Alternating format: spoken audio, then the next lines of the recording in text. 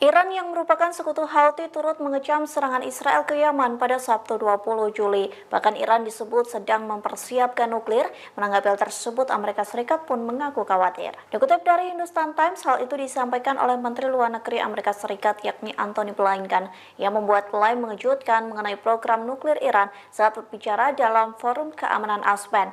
Blinken mengatakan Iran akan bangkit dalam 1 atau 2 minggu ke depan. Pihaknya pun khawatir jika Iran benar-benar menggunakan senjata nuklirnya. Adapun kebangkitan nuklir Iran ini terjadi di tengah laporan Teheran sedang mengambil langkah-langkah untuk meningkatkan produksi senjata. Sementara itu, Iran memperingatkan Israel setelah menyerang pelabuhan Hodeidah. Kementerian Luar Negeri Iran mengatakan serangan Tel Aviv dapat meningkatkan ketegangan konflik dengan Houthi. Tak hanya itu, serangan balas dendam Israel pun mampu mengobarkan api perang di Timur Tengah.